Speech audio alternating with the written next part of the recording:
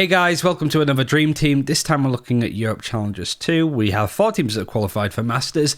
And if you don't know what this series is, this is just a general chance where we can fawn over players and, you know, at the end of the year kind of go through all of the episodes and go, wow, this person's been on this list quite a few times. I'm thinking about doing these on Twitch as well to actually live record them. So if that's something that people are interested in, let me know and just follow the Twitch channel, I guess. Joining me is none other than Hypoc, pretty much been part of the European ecosystem since, the Ignition series, all the way through First Strike, and now throughout the year for VCT. Before we actually get onto this, we have some sort of breaking news with Eccles being dropped by Team Liquid. What do you feel with that? Because I feel a bit bad for Eccles. I feel like he's been scapegoated a little bit, you know?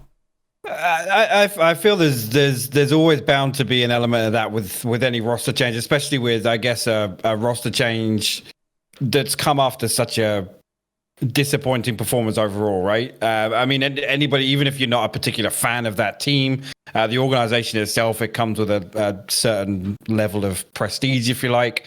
And I think, I mean, even dating back to ever since Ardis left that Fish 1-2-3 roster, this roster has never looked the same. We've kind of seen glimmers of hope, so to say, but I mean, more and more recently, it's just been frustrating to watch. So it makes sense. I don't think there's any one player on that roster you could probably single out consistently across all the series. Because, like I said, those glimmers of hope have been, you know, everybody stepping up, and that's, you know, taking aside the whole, you know, Soulcast discussion, and I mean, Link's been in that mix as well a couple of times, and Eccles as well. It's tough, but I definitely think a change was needed, because I think ever since Ardis stepping out, also they haven't looked the same. So fundamentally, something is not working. Unfortunately, you know, if it's an internal leadership issue, usually it's the IGL that's first to get the chop, right? Yeah, unfortunately. It's easy to sort of point the finger at them or stuff like coaches, for example, and I think the Sliggy stock is a bit too high to, you know, throw any criticism his way, right? Because I think the community, I don't know whether it's rightly so or not, but they hold a high regard to Sliggy and his ideas, right? Well, and that's the other thing. I mean, I'm sure you've probably watched some of his streams as well. Watching him go through the watch pies of stuff at VCTNA has been most of my nighttime viewing, to be honest with you, of the days he's live. So you can tell he's obviously very invested in the team. He definitely has, I'd say, you know, the last call, so to say, in terms of like team management. So I don't think this is going to have been a hasty decision at all. I think they're probably internally already past the point of having these discussions. I mean, Eccles had that interview not so long ago, actually, that basically said, yeah, we've basically been told this is our last chance. That was when they're trialing Yugi, right? Yeah. And they were all internally told, you know, it's kind of, you know, we step up now and we start performing, and that's, you know, over more than 2 or 3 series where we have seen them kind of step up, so to say. So yeah, I definitely think this isn't going to have come as a surprise, most of all, but I think it's probably after a lot of consideration on Sliggy's part. Yeah, I mean, it's sad because Eccles has been part of the scene literally before anything else, right? So I feel like there's a very much a market for European IGLs, because there isn't many, to be fair. So I think hopefully some other team picks him up, like a tier 1 OG. Let's get on to actually talking about Challengers 2, the teams that qualified, unlike Team Liquid, which I guess was part of the problem. But we'll start with the Sentinel role, because, you know, it's a nice way to ease us into the expectations of some of these teams, individual players. I think we got a really good look at some Sentinel players across all the teams, not only the 4 that qualified, but the other 4 that were close to. Who was your like star Killjoy Cypher player of this tournament? I mean, my standout was Pora. For me, he's been kind of a personal favorite of mine since, I mean, way back when it was like we first saw that kind of combo of Pora and Turco. I can't remember. It was like one of the many Prodigy iterations, I'm pretty sure. But it's just every game, I feel like he has like a handful of standout rounds where it's like you can watch him on the minimap. Obviously, I get the benefit of a lot of times where I'm looking at the minimap, seeing positions and stuff like that, trying to call things out. And it's like I kind of get lost in it sometimes for 15, 20 seconds on these like long flanks, this lurking role that he's just so deadly at. And I think he's one of the few. I mean, within EU, certainly, there's probably a handful of Sentinels you can actually say find value on those really, really, really late lurks. and always finds good timing, things like that. Pora, for me, kind of fits the bill for all of those. And again, Heretics, after initially, I guess, a bit of a shocker of getting eliminated in the best of one, they've come back and made a splash. I mean, they looked, other than the first half of Ascent versus Shakalaka, like, they've looked deadly, absolutely deadly, as a team unit overall, to be honest. Yeah, and I remember the Bind game against OG. I mean, you look at that and they're like 10-2 up at halftime on Bind. I don't think OG played particularly bad. It was just they could not keep up. I think it was more like they had some good ideas and some good executions, but it was just like a full body workout, right? That's what Team Heretics like to do by pushing and pulling parts of the map. And I just remember, like, especially on that 10-2 half, Pora was 1v4ing by holding onto the B site. Nobody could seemingly touch him, and it just gave so much control to the rest of Heretics. So it was nice to see him back, I feel, is the main thing after the first strike. Yeah, it was. I mean, to be honest, outside of this, the only two other considerations for me in terms of like standout performances were Demasic and Chihuahua. And don't get me wrong, they were a close second and third, but for me, Pora's one of those ones you can isolate as, I mean, as you rightly just said there, the times where he's anchoring a site, it gives so much space to Heretics to make plays elsewhere, especially on defense. And it's actually kind of crazy to see how often that's a consistent variable for them. Almost as like kind of the backbone of their defense, honestly. Yeah, you mentioned Dimasic, and he's mine for sure. And like we have like an overall thing. Sorry. No, it's fine, because I think what makes this interesting is, between these two, at the end of this, we need to decide who's more worthy of sort of going onto this dream team of Challengers 2. And my case for Dimasic is Meta being dropped from FPX was a change that nobody necessarily asked for nor thought was necessary. In fact, I think a lot of people saw that change negative because it was like, why are they dropping Meadow? Meadow's one of the best ciphers in Europe. They even say in the sort of article when they let him go that he was one of the best cipher players, one of the best Sentinel players in Europe. So why the hell were they dropping him? I think I'm giving this to Dimasic because we saw what he brings that Meadow didn't. And I think Pora is exceptionally good at that playstyle, but, I've seen criticisms, I think Sideshow's brought it up recently as well, where in other tournaments, you never really see why Dimasic was picked up, what he does that Meadow didn't. And I think in this tournament, especially the Fnatic game, you saw it in droves, just the creative, aggressive lurks that he found, how quickly he took space. He even sort of gave Pora a run of his money with how aggressive he was on those lurks. Yeah. And he also found just individual duels he won the majority of the time. And so, you could make a case for either of them. But I feel that this tournament was more poignant to Dimasic because I think people weren't necessarily criticizing him because he was picked up by FPX, but they were really curious to see what made him so interesting, what made him the better cipher option. And I think in this tournament, we got a really good look at what he can bring and how FPX looks so good with it too. Yeah, I think the other thing to pick up, and again, I was one of the ones that I didn't understand the Meadow move at the time. I'll be honest, to be quite honest, other than that article, there wasn't an awful lot of kind of elaboration around it, right? And I think that fed part of the confusion by the community. But the one thing I will say is the FPX pivot much quicker now based off of Demasic's lurks. Like if he gets a kill or even if he, finds information, FPX seem to be pivoting much quicker than they were previously. And yes, that's probably an improvement you could mark over time with any team once they're kind of a bit more established, right?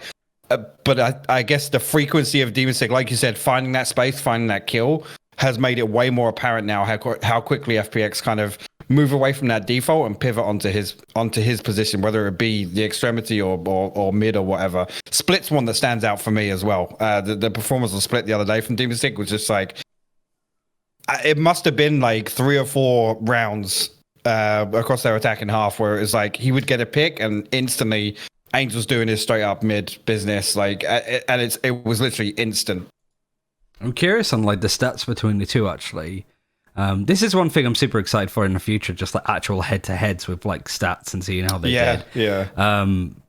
I think on average, when you're looking at average combat score real quick, Dimasic wins out. I'm curious on like first kills actually with how well they do. Let me check real quick. 0.15. they're pretty much identical. Porous is just a little bit better. So again, we can make a case for both of these, and I think we will at some point. Omen / Brimstone, the controller, maybe even the IGL role, depending on how you look at it. This is probably one of the hardest ones to actually nail down in regards to performances. I think, obviously, like Pora and Dimisic are going to be names high on the list for Sentinel play. You just have to kind of look through the results, watch the games and go, okay, who had more individual impact? Who showed up on the server more? I think for Omen players, for the majority of it, especially for the 4 qualifying teams, there wasn't really too much standout stuff, right? So who was your like controller of the tournament so far? I mean, mine was Angel, and it's pretty much for the reason that you just said. It's hard to kind of shine on that role consistently. I feel like, sometimes there's a map overlap for a few players individually. The kind of, they're particularly good, and that role has kind of changed it as part of, site executions and what have you. Because obviously Omen kind of fits within this kind of lurker entry controller kind of role that Brimstone never really fit into, right? And obviously that's based on the paranoia. But Angel for me is just like, you could take him off. I'm still confident you could put him on like a Raze or a Rain or something like that. And yes, there would be a bit of a pace change for him. But I think he fills the role perfectly. And again, every time you look at FPX play on Split, it's the same thing. And there hasn't been a team yet that I've seen, really be able to put the reins on Angel. Other than Bind versus Fnatic, which just seemed to be like an anomaly. I mean, once again, it's Fnatic just doing geeky stuff. And their Bind is, untouchable for a lot of teams. It is, yeah. I mean, other than that, one of the things that's always a factor with Angel is that experience, and it's his ability to kind of literally, and it sounds bad, but like drag 4 people basically in the right direction. And I'm talking about literally on a macro level, round by round basis. And it comes back to the same thing I said about Dimisic, right? As soon as Dimisic finds that information on that kill, Angel literally has like all 3 of the other teammates is like breathing down his neck, just ready to go. And you don't really see that with many other Omen players in particular, as kind of like he is leading the pack, right? He's almost playing entry on that role. It's very rare, that Zipan's the one finding space anywhere. It's, occasionally maybe that lurk on Bind towards Hooker, but it's usually Angel finding that space, opening it up, and then it's like, okay, Zipan, we can get you up mid now, go into Mail, go into Heaven, do what you do. Yeah. I mean, for my choice, I would pretty much agree with like Angel as an overall performance, but really, when you look at the other ones, Kriya's been much better recently for Nip, but I don't think he's particularly like a player that you go, like he was the MVP of the series, for example. Kriyagon impressed me quite a lot. I knew that he was a super aggro Omen player from his time on XL, but it's nice to see that being used in the right way for Alliance as well. Like that's what they're really good at, just sort of picking these players. Go, for example, Fearoff is a pretty passive Silver player, but you pair him up with an aggressive Omen, you're not really at a loss, if that makes sense, because people are playing how they want and there's no gaps to fill. I do think for like the choice that I wanted to put forward, it's not a particularly strong conviction, but I think Avova deserves a shout out because I do feel like out of this Team Heretics roster, he was like the weakest. I think Pora, Nisao, Nuki, certainly Lowell, they all had their chance to shine and people went, wow, these players are really good, but I feel like Avova was often unsung overlooked. Almost. And I don't think he performed super well when it comes to that role in First Strike. He was, for the most part, at the bottom of the kill feed, if you're looking at it that way. But one of the reasons why I wanted to put this forward is Avova's like a second caller for this team, and Lowell was out for the majority of these qualifiers. And so he's had a lot of weight on his shoulders to sort of fill that void, and he's had to adjust to, Niso coming in to play Lowell's role, and Rubino obviously coming in too. It's not easy, and I think he dealt with that with a huge amount of grace. Yeah, and actually, I was talking about this on broadcast the other day. This whole 6-man thing, I think people were maybe overlooking, especially in Valorant specifically, like how much of a switch up that it actually is to like maintain that team synergy across like a 6th man as well. And ultimately, that adds a lot of pressure onto your IGL. I mean, if you're making impulse calls and audible calls and things like that, you've got to have kind of like whichever player that is, whichever chess piece, whichever however you want to word it, you need to have that player's tendencies like as part of your thought process, right? So a lot of that pressure gets shifted right back to the IGL in terms of like micromanaging round by round.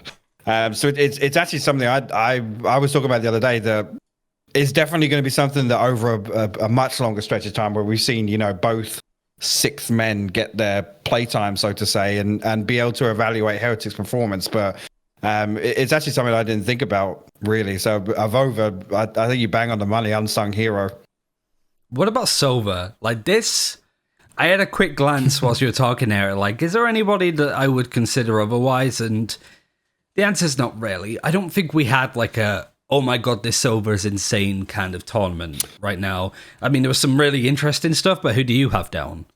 If Sova's in even a role at this point, like so for me, I mean, I put Rhyme in here, and it was on the Sova. And again, Rhyme has looked absolutely fantastic on Raze, and to be honest with me, kind of far exceeded my expectations. To be honest with you, again, one of the biggest things they've talked about with Nip is this kind of pivot back to taking Rhyme off IGL and putting him on, I guess, an accountable role, if you like. Like there's a very defined role for him. But he actually really impressed me on the Sova, to be honest. I mean, you'll hate me when I reveal my Raze pick or whatever, but yeah, the big thing for me as well is how well he's performed on both roles, right? Again, in Europe, we're kind of getting a bit more consistent in terms of agent picks, I guess, within on an individual basis. There are a lot of one tricks, right? So to kind of see him take a step back on the games where he's playing Sova and really kind of, especially on retakes, that's been the most important thing. It's almost being that information gathering role. It's like, give up sight, okay, cool. Whereas on raids, it's normally like, you know, we're gonna fight to the death to stop giving up the sight, right? So for me, it was a standout to see him perform so well on both of those roles. I had the same actually for Rhyme. I can't remember why I put it. I must have seen something in a game where I was like, right, Rhyme's going to be my pick of this week. But again, I feel that there's some really good secondary options, some worthy highlights.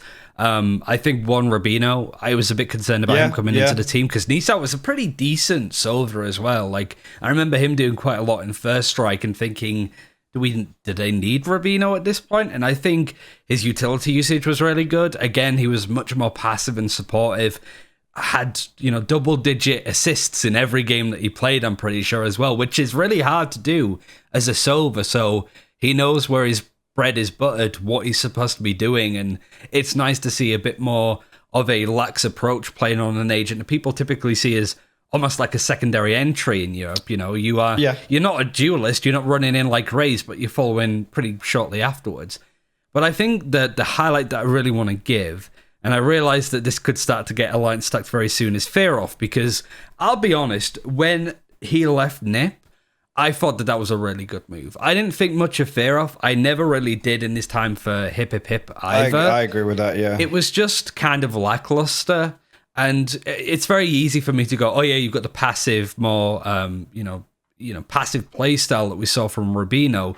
Wasn't Fearoff the same? And it's like, not really, but I think that's more of a problem, clearly, with how Ninjas in Pajamas were conducting themselves at that point. This is before Emil came in. This is before they have that sense of consistency now that they have. Yep. What a glow up, honestly. You can see that he is such a more confident player. He plays in a similar style to I mentioned with Rubino. He sets up the game as being an IGL. And the reason why this Alliance roster has done so well is because of him, Banks, and Mitch. He is an integral part of putting this team together. Mm-hmm. And I think that, yeah, you could say that Rhyme you'd want on your team more often than not. But you have to give him a pat on the back because he's had to come from a pretty low point to now be the first team to qualify for Masters, which nobody predicted from Alliance. Yeah, I mean, what a bounce back. And I'm kind of with you also way back on those original roster iterations of Fearoff was on it. It's not as if he kind of lit the world on fire as well. And again, not saying that there was poor performance there, but it's not as if like he stood out. Now with these Alliance games, there's like certain rounds that you can just individually pick out are like on the back of Fearoff, which is saying something really with that old roster he was a part of. It very easy to blend in, right? Because it was kind of just a throat. I mean, probably one of the most puggy teams we had in early EU Valorant, to be honest with you. So, yeah, I mean, glow up is the best way of phrasing it, because Alliance looked like shit hot the other day, like absolutely on fire. I mean, yeah, they played up against Wave, which is a beatable opponent, I think. I think every other team that was in the top 8 would have beat Wave. And I really like Wave, but I think that, you know, them versus OG would be a good game, but everybody else would, you know, pretty much take that 2-0. Other than Fnatic, of course, who lost the first time around. I was going to see if you got down the list of Fnatic. I was like, oh, okay. I was thinking from my head, like, oh yeah, that's like, I really like these guys and I like what they do, but I think that Alliance, they just played a solid game, right? Wave are trying to reinvent the wheel with how they're playing, but Alliance just came in with a good game plan. It was kind of funny and a little bit irritating almost that Fearoff kept going, we're just going to play our game. We're just going to... It's like, all right, we get it. This is what everybody says. It's typical, like, football spiel. Cliche. But it worked, right? Like, it obviously was touch and go sometimes. Even that Defuse game was really sketchy on Haven at some point. But the fact that they bounced back and adapted on the fly, I think deserves a shout, which sort of brings us to our entry role. I'm going to sort of hop and give mine first whilst we're on the Alliance hype.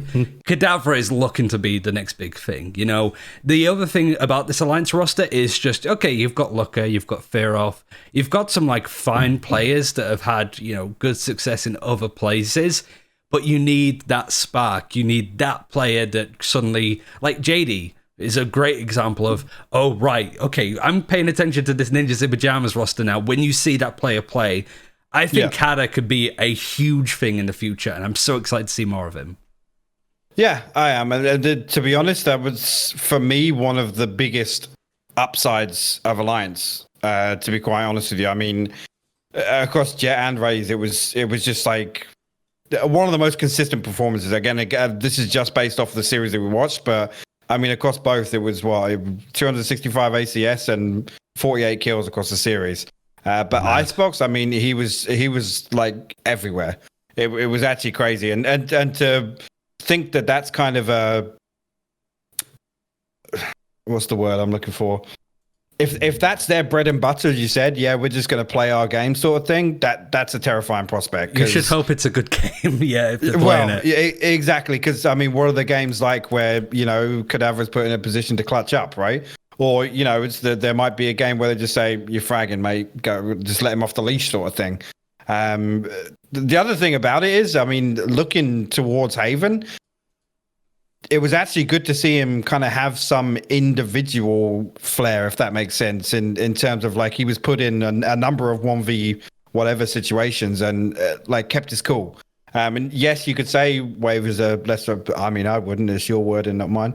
You could say Wave is maybe a lesser opponent out of the pool, but I mean, Wave put up a good fight, man. So to see him kind of have that performance, Haven was obviously a lot closer than Icebox was. It would Wave just love overtime on Haven, apparently. But yeah, seeing Kadavra kind of put in a corner and seeing him fight his way out of a number of clutch situations was one of the big highlights for Alliance. Yeah, and the fact that we saw him play Jet and Raze, because I think right now there are a lot of duelists that are in a position where they can play one or the other, not both. Yeah, exactly. We've seen a lot of Jet drop off a little bit. The op isn't as potent as it used to be. I think Mixwell struggled a little bit with that, and I think that's one of the reasons why G2 are trying to find his identity, and that's going to take some time. It's so easy if you're Alliance and you have this player that can be not only good on these agents, but I imagine if you told him to pick up Phoenix, he'd do a really good job, right? He can op, he could do it all, and that's a player that you build around, right? And he's still, I think, relatively young as well, right? So he's the kind of like spunky little kid that you want on your team if you are actually going for a top spot. Because even Zipan, you look at him, one of the best races in the world of 2020. His form has dipped a little bit. It's still good enough to be considered a top player, but that's what happens when those players, maybe the agent's not as good as they used to be. You have to be able to adapt or you're going to get left behind. Yeah, it's. I mean, Zipan's a good talking point. It's the first time we've seen him flex onto Sage, right? Over this stage, which again didn't light the world on fire. I mean, he didn't have a particularly bad map. I'm just looking back now. He was 13 13-9 or something as Sage. Am I getting lost in the stats here? I could double Maybe check. So. It was Haven, right? It was Haven. Was it the Fnatic game? It all kind of blurs into one for me now. The fact that we have open and closed right next to each other means that I can't take in any information. So on Haven he was 13-10-9. And again, it was a much obviously a much quieter performance than what we're used to, because there are certain elements of FPX's kind of default that is just, I mean, zip and go kill, right? And again, you know, it would have been very hard to kind of shine with Demonstick having such an insane performance on Haven individually. I mean, the guy dropped 28 kills on Haven as bloody Cypher. So you could say that, but that there for me is the next step for a lot of these teams, especially in Europe now. I mean, we're at the stage where luckily, you know, everything we've seen in VCT so far has produced a few more like names in the mix, right? All of last year we talked about G2. I mean, Don't remind me.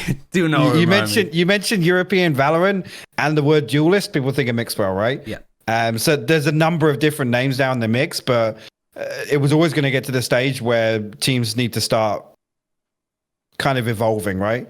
And seeing FPX go to not playing a duelist on Haven and doing as well as they did was fantastic to see. And yes, you could say Zipan's maybe one of the key parts of that, even if he had a quiet performance. I'm excited to see more of it. Who was your like entry player then? Who was your like raised duelist, whatever? So I basically didn't listen to your rules, and I chose not really Murray. rules. They're more guidelines more than anything. Because I always try and go for the teams that qualify, because they're the one, especially in Europe, because you don't have them play up against each other to have a winner like North America. It's much more fun to kind of do it that way, to just be like the top four, make a team out of them. Okay, so mine was just based on the fact that I feel this dude needs a shout out, and it's Murray from Wave. Again, yes, they lost 2-0 to Alliance, but I mean, even in that series, Murray, Carcass as well, you could say, but Murray just looked like so good every time, and I think he ended up. I'm just looking at it. I think across the series, he pretty much broke even, right? It was 41 kills, 42 deaths. So it's not as if like statistically it was an insane prospect, but this guy, I'm pretty sure, must have like the most number of multi-kills that we had over like the entire stage of challenges. And again, even in the previous performances we saw from Wave, I mean, you know, in terms of beating Fnatic, a lot of that was on the back of Murray and Nico in that particular series. But this is a guy to watch for sure. The question's got to come around of what does the kind of, I guess, diversity for Wave look like, because we've kind of seen the same look, right, from Wave both times we've seen him play.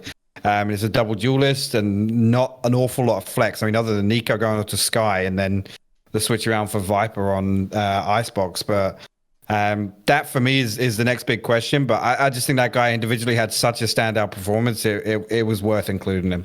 Yeah, I mean, as well, Wave made the ruthless decision to bench Tribune as well, which was, you know, he was probably the worst performer on the weekend and hasn't had the same impact as everybody else. So Wave very much making ruthless moves to make sure that their roster is as good as they can be. So I think it won't be the last we see of Murray, and we're definitely seeing him in like Challengers 3 for the closed part anyway, because they inherited that for not qualifying for Masters. So yeah, hopefully Challengers 3 gives us a bit more of this guy. But now it sort of brings us to the flex pick. I've seen that we both have ninjas in pajamas, but which player is your like flex pick on this roster? Mine is JD. In the I guess unlikely scenario that I Murray would turn around and play another agent in this dream roster. He used to play Silver for Wave. Oh, did he? Yeah, before they started doing the one trick Sky stuff with Nico, because Nico played Breach. Okay. So maybe there is a little bit of overlap there in terms of future proofing, right? We just haven't seen enough, I guess, recorded or stream games. I think these three guys that you have can play anything, really. Like, and with it being Nip, they play with a duelist anyway, so I'm sure they'd make it work. Yeah. I mean, you mentioned this earlier, right? JD has just been, like, every time the Observer switches to him, he's finding kills. And more often than not, it's like finding kills that he has absolutely no business finding.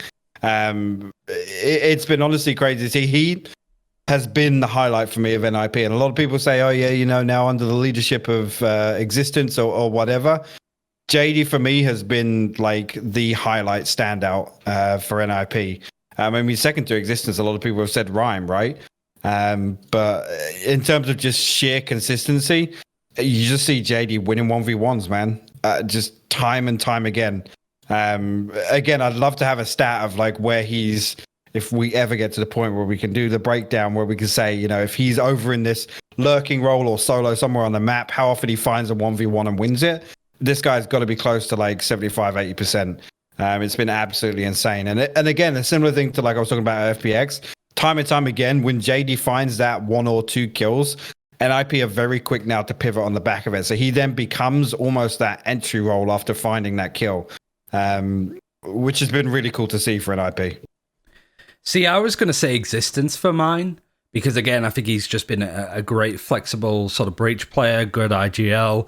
But not only have you convinced me with what you said, but I'm also looking at my roster of like Dimasic, Vova, Ferof, and Kada, and it looks really passive. It looks like a really like sit back and play team. So I think with the performances that JD's been putting in, I think he's definitely like 100% the better player to be picking up here. So I'm going to double down on what you've put and say him as well. Hey, I'll take it. So we have like a 6th man now, which literally could be anybody that you want. It could be, you mentioned Chihuahua for the Sentinel role. Maybe you want to put him in because he deserves a bit more credit, but Poro is better in that.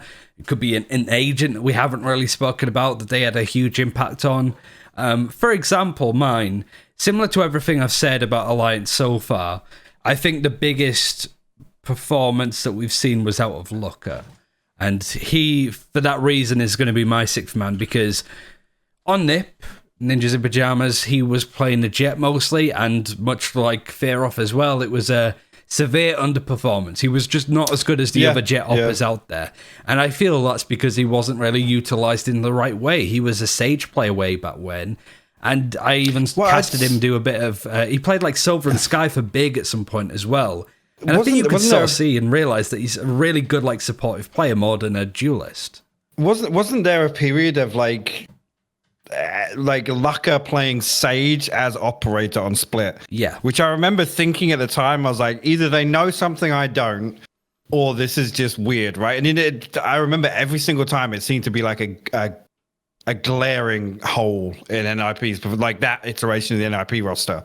And I remember just thinking kind of, I don't see it. I don't see anything about Lucker. Because even on the Jet, yes, there was times where, again, back pre-operator changes, Jets could pop off and find 3 or 4 kills that they wouldn't be able to find now with the operator changes, right? Mm-hmm. And yes, there were those games, but it was the consistency for me for Lucker. This time around, like, I'm loving it. I'm loving, I don't want to say this new look Lucker, but in terms of like performance and consistency, I mean, it was Sage and Breach, right, against Wave. Yeah. I mean, statistically, he's like he's up there, man. Like it's 44 kills, 32 deaths across the series, 227 ACS. It's just crazy to see. Then again, if you make that comparison again, and that's not even that long ago, man. That's what, 6 months ago? No, barely even 6-7 months ago. So just crazy to see. What about your 6th man then? Is there a particular player that you wanted to highlight that we haven't spoken about already? I mean, my 6th man would be Existence. And I think that's just to have kind of... Yes, the roster change for NIP has been absolutely massive for them, but the one thing coming in and running that composition, which I know a lot of people looked at and just like, oh my God, what the hell are they doing? Seeing just how integral a part Existence is and kind of being the man to give the green light has been the biggest change in NIP's playstyle with this roster. And again, it's one of those ones that you look back at some of their site executions, is literally him positioning and like literally setting up the team to enter. And again, it can be a very unforgiving role to play that Breach consistently, because it's kind of like you have to be selfless in what 90% of scenarios, right? Yeah. But even it's the one thing I've noticed with existence as well as that stood out to me is like when they're chasing down a player somewhere across the map, he will find a fault line like anywhere, and it will be some like geeky opposite side. There was one from like Market on Ascent, and he stunned like through to A main, so that somebody could close out the kill out in A lobby or something like that. Somebody was trying to save Rem, but it's little things like that. That's just like the pinpoint communication, utility usage. And I think honestly, in terms of Breach players, he's like head and shoulders above anybody else I can even think of. Yeah, I fully agree with that. So it kind of like leaves us with 10 players, or 12 players, sorry, can't count. We now need to pick our like overall team of the tournament. So for the Sentinel role, it would be Dimasic versus Pora. Who would get your vote? I'll let you be the sort of outstanding vote, I suppose, on this. So we can change this as we go, because we might end up in a position where we have all NIP players and we could just change out a couple depending. But who do you think, Dimasic or Pora, deserves it more from their performance, specifically in Challengers 2? Okay. So with that preface, I would probably give it to Pora. If we see Dimasic do what he did on Haven, like, you know, consistently I'm not saying every map, but, you know, every series, then yeah, I think, you know, maybe in a couple of months' time, we're going to be talking about Dimasic as the Sentinel. Because again, on a map performance basis, that was absolutely bonkers to watch him do what he did. And it wasn't even as if like all those kills were like exits or in like trash time post rounds. I seem to recall him having like 3-4Ks or something on the round to like either clutch up or however you want to look at it, close out rounds. So yeah, for me, Pora would take the edge there. But Dimasic, watch this space, I will say. Yeah, it feels kind of like we saw a really good performance out of Dimasic, but Pora's the godfather of that kind of like Sentinel lurking. So it felt like he was back, and we can certainly start to look forward to this Team Heretics again. I think for the Omen Brain, with it being a Vova versus Angel, it's got to be Angel, I think. Fearoff versus Ryan for the Sova, again, I think Ryan would get that. I would say Kadavra versus Muri. I think Kadavra would take it, right? I mean, they literally matched up and Kadavra won out, right? So yeah, I'd lean that way with you also. And then we both said JD for the flex pick, and then Rayleigh Looker versus Existence for the sixth man. I think they're both pretty much the same in the sense of they both play Breach. They're both very good at their roles, but I'm going to leave this one to you because I genuinely couldn't decide between the two. Okay.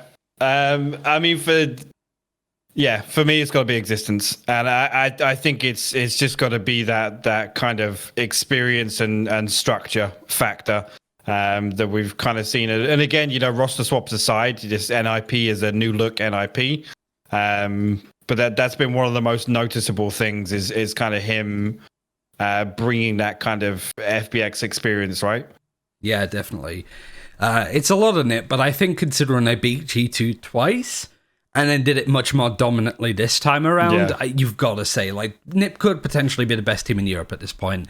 We obviously need to see them play up against, like, FPX at this point or whatever, which could be in, like, 40 years' time, considering how these matchups are going. Like, just they're all sort of in their separate things. There's no, like, double a limb to see these guys play up, but genuinely, it's so exciting in Europe right now because you have FPX, NIP, and Heretics being three teams that are sort of heading towards the same point with a huge amount of momentum behind them. Yeah, I got roasted the other day for making a similar statement. I mean, for me right now, and I don't even think it's that close. NIP, FPX, and Heretics are top three. And I think it's very close between those three teams.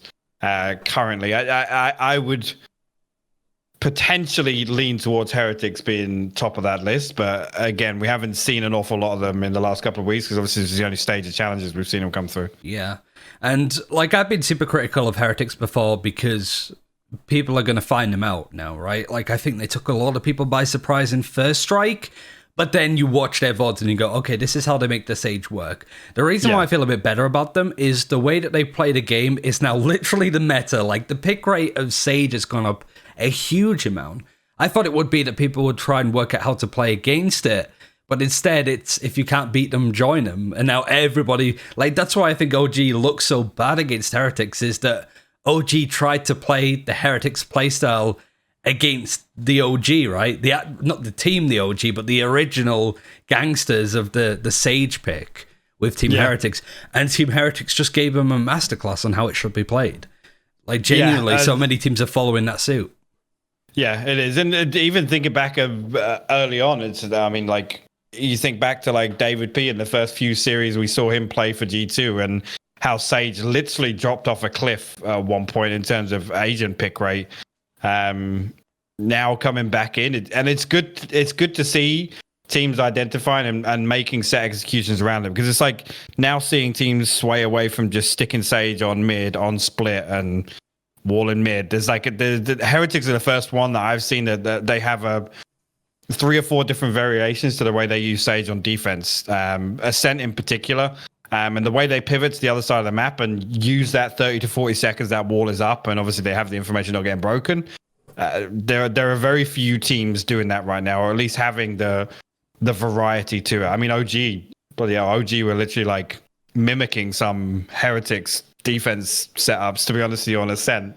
And they were, Heretics were like, wait, we know this. This is ours, right? Exactly. I mean, straight away, as soon as the wall goes down on B main, it was like immediately Heretics were like, okay, push market, let's go, guys. Like, let's literally send 3 people into market. So that was kind of funny to see. But yeah, it's good to see now teams actually not necessarily reinventing the wheel, but going back to the drawing board and thinking about things on a different level. I guess finally then, it's a busy time, not only for you doing Valorant stuff, but also PUBG at the moment. So I'm very envious of just like the amount that you guys get to cast. But what's going on with you? Is there anything that people should be updated on, your socials? What would you like to plug as we're sort of ending this episode? I mean, I guess in terms of plug, I've just moved, which is why my lighting's so poor, which is why Ryan hates me right now. I guess the backdrop is beautiful though. Like, well, I remember the first broadcast, I was like, shut your curtains because it's dark. And then the second day you had them closed, I'm like, oh, I missed a nice view. Open them again. But yeah, I just moved. Basically, I've been stuck with bad internet for the last 12 months that I've been stuck back in the UK. So, I mean, planning to get into streaming Valorant now. Last year, obviously, I was heavily involved in PUBG. This year, hoping to kind of make more of a transition over to Valorant, at least while, we have this opportunity to obviously work from home and remote and whatnot.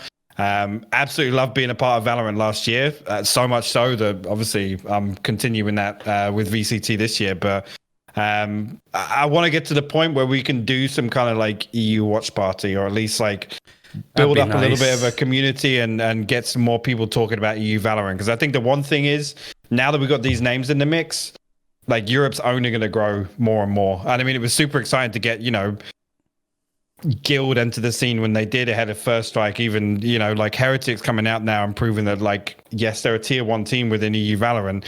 And I know I always beat a dead horse when I say this, but like last year the only thing I didn't like was that all we talked about was G2. That was like Valorant in EU, and I was such an NA fanboy, so I was like low-key kind of jealous because we didn't really have that many teams to talk about in EU, and Nerd Street were just pumping out events and whatnot. This year for me is kind of just the aim is to embed myself in the Valorant community within Europe. Yeah, I mean this in the nicest possible way. I think I don't know who I'm necessarily talking to here, but it's very hard to follow and love EU Valorant at the moment, and I think best of 3 and stuff helps more. Like, we're getting the changes there. have helped. Yeah, and I do think that really look at any other game. For the LCS for Europe was pretty poor when it first started. And then Europe did really well in Worlds. That's what I'm expecting to happen this year. We go to the Champions Tour. Europe as a region does pretty decently. I'm not necessarily saying wins it, but, shows up a bit more. Suddenly the viewership goes up because people will start to care about the scene. And, this is the first step, not necessarily this video. Like, let's not go too far, but it all has to start somewhere. And it's from people giving a shit about the scene, so to speak. Yeah, and I mean, I'm the first to be guilty of last year. I was a lot more invested in NA purely because the storylines were developing. Yeah, exactly. Storylines were developing so early on, and it's like you only had to wait another week or two to see another Nerd Street every day, or the Knights, or just anything that was floating about last year in NA.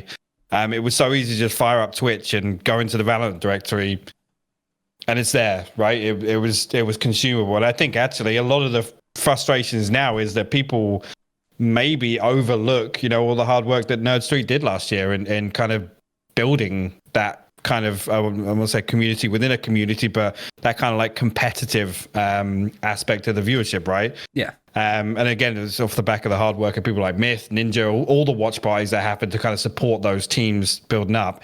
In Europe, I don't even think we're where they were at halfway through last year. No, so I still think we have a lot to do in terms of growth and support. It's definitely a two-way thing in terms of the community itself, and obviously that feedback and then Riot changing things for us.